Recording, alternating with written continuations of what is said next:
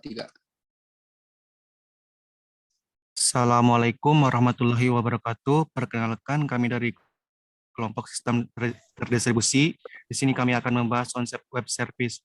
Sebelum ke materi, alangkah baiknya kita perkenalan. Saya sebagai moderator, nama saya Muhammad Nur Riza, Fajar Ramadan, Muhammad Haidar Ijlal, Rian Taufik Hidayat, dan Isep Saiful Huda.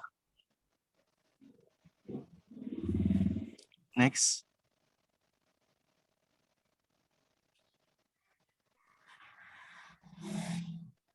Pembahasan kali ini ada 4 poin, yaitu pengertian web service, kegunaan web service, arsitektur web service, dan keuntungan dan kekurangan web service. Di sini pertama itu pengertian web service merupakan aplikasi yang berisi sekumpulan basis data atau database dan perangkat lunak atau software, atau bagian dari program perangkat lunak yang diakses secara remote oleh piranti dengan perantara tertentu.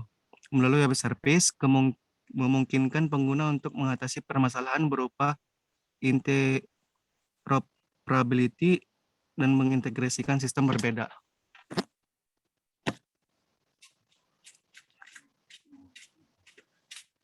Pada umumnya, web service memiliki ciri khusus berupa URL layaknya web yang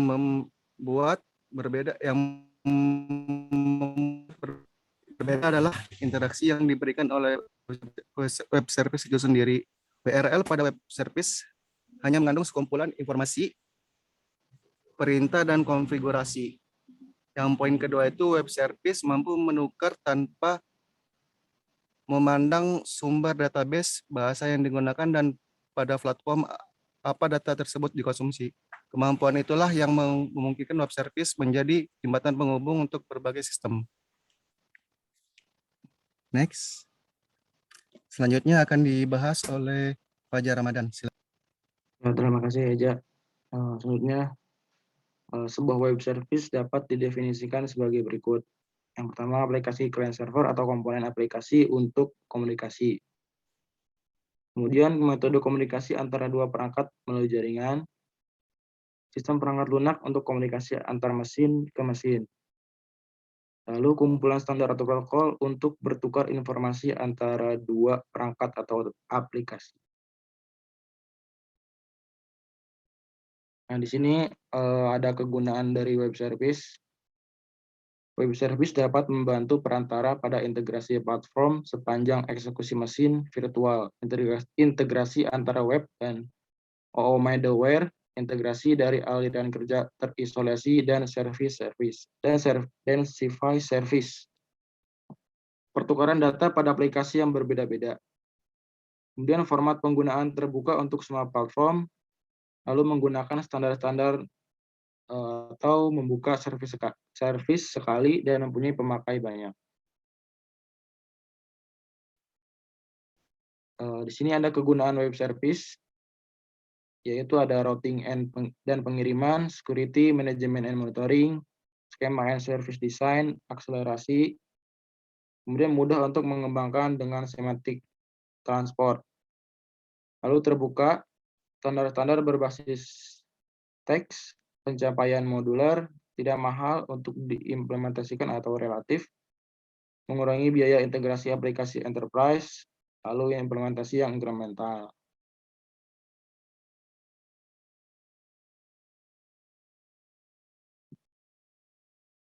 Lalu kegunaan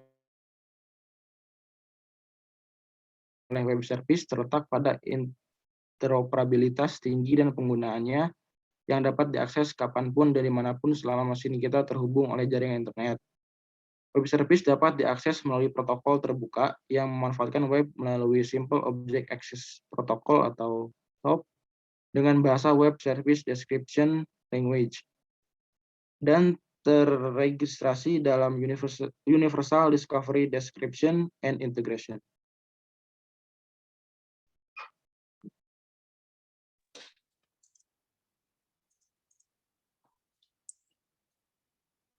Selanjutnya ada arsitektur web service.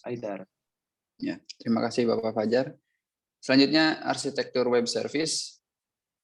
SOAP atau SOAP adalah sebuah protokol yang menyediakan sebuah cara untuk memaketkan pesan dalam lingkungan terdistribusi yang menggunakan XML dan memfasilitasi komunikasi bergaya RPC, Remote Procedure Call, antara remote client dan server. SOAP merupakan dokumen XML yang mengatur bagaimana request dan response dari suatu web service akan bekerja. SOAP juga menggunakan teknologi XML untuk menggambarkan suatu kerangka extensible messaging yang menyediakan konstruksi pesan yang dapat dipertukarkan menggunakan beberapa protokol dasar seperti HTTP, FTP, SMTP, atau yang lainnya. Arsitektur Web Service (WSDL) merupakan suatu dokumen XML yang menjelaskan metode-metode apa saja yang tersedia dalam suatu web service, parameter apa saja yang diperlukan untuk memanggil suatu metode, dan apa hasil dari metode yang akan dipanggil. UDDI atau Universal Description, Discovery, and Integration mempunyai tugas sebagai berikut. Deskripsi yang programatik dari bisnis dan service yang didukung deskripsi programatik dari spesifikasi web service, modal pemrograman, dan skema. Extensible Markup Language XML merupakan sebuah bahasa yang fungsi utamanya adalah sebagai media penyimpanan data. XML didesain untuk mampu menyimpan data secara ringkas dan mudah diatur. XML merupakan salah satu meta markup language yang berupa teks biasa seperti dokumen HTML. Selanjutnya akan dijelaskan oleh Saudara Isep.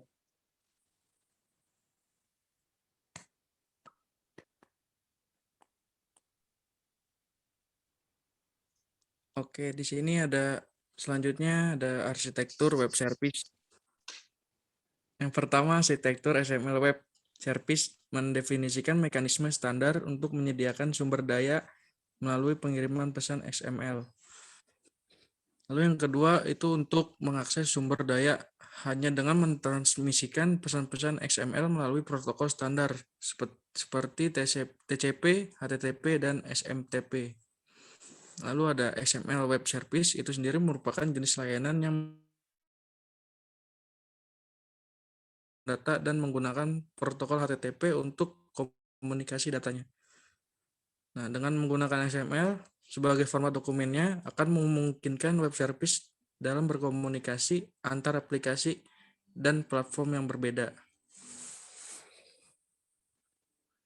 Nah, di sini ada lapisan-lapisan dari dasar web service. Yang pertama ada discover, yang kedua ada describe, yang ketiga ada access, yang keempat ada XML, dan yang kelima ada communication layer.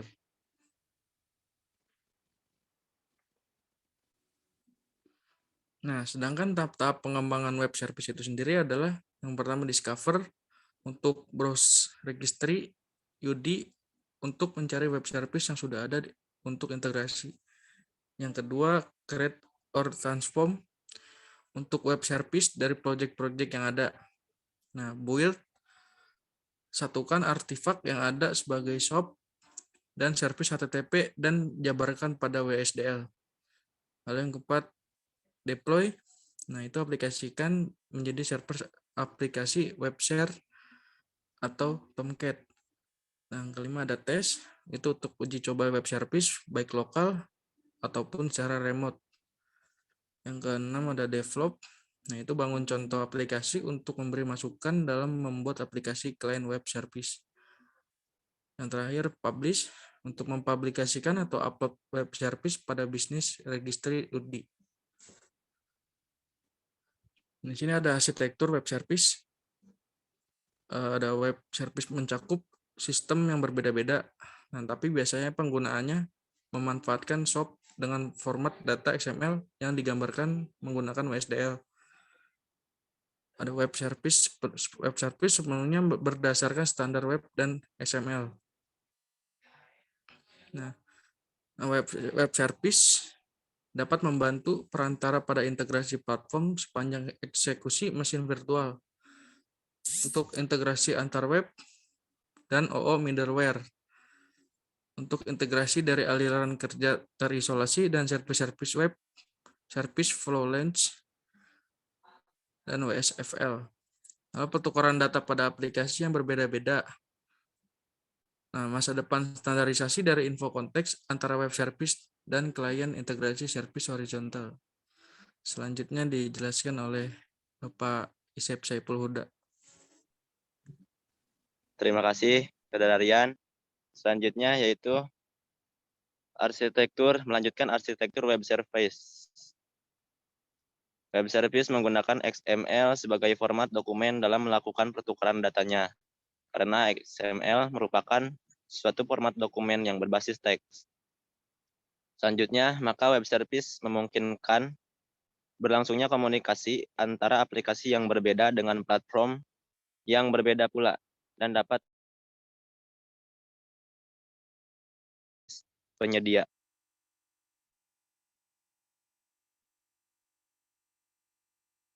Keuntungan web service.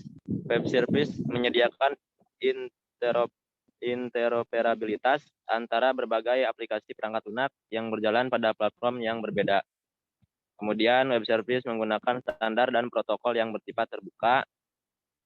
Kemudian pemanfaatan HTTP web service dapat bekerja melalui banyak pengukuran keamanan firewall yang umum tanpa menuntut perubahan bagi aturan firewall filtering.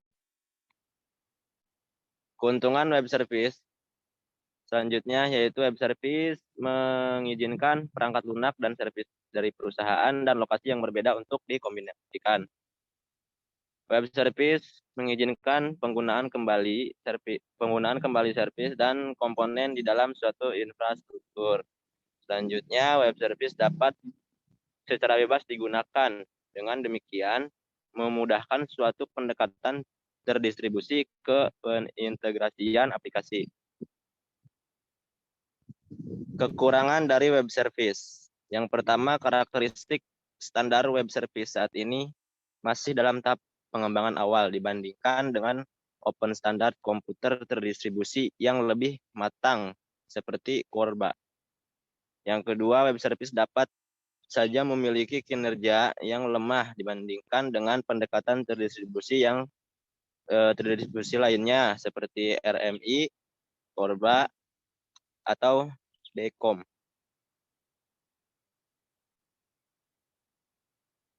Kesimpulannya dari tadi yang dipaparkan yaitu dari penjelasan di atas dapat disimpulkan bahwa dengan menggunakan web service, setiap organisasi, lembaga maupun institusi yang ingin menerapkan sistem ini tidak perlu lagi untuk membangun jaringan pribadi yang membutuhkan biaya yang sangat besar. Kemudian kesimpulan yang kedua, di samping itu web service tidak bergantung kepada satu platform dan satu device saja. Terima kasih. Kurang lebihnya mohon maaf, saya kembalikan kepada moderator. Oke, baik teman-teman sekalian. Kami rasa sekian dari kelompok kami, dari penjelasan kami. Mohon maaf apabila ada salah kata atau kekurangan materi dari kelompok kami, mohon dimaafkan. Wassalamualaikum warahmatullahi wabarakatuh.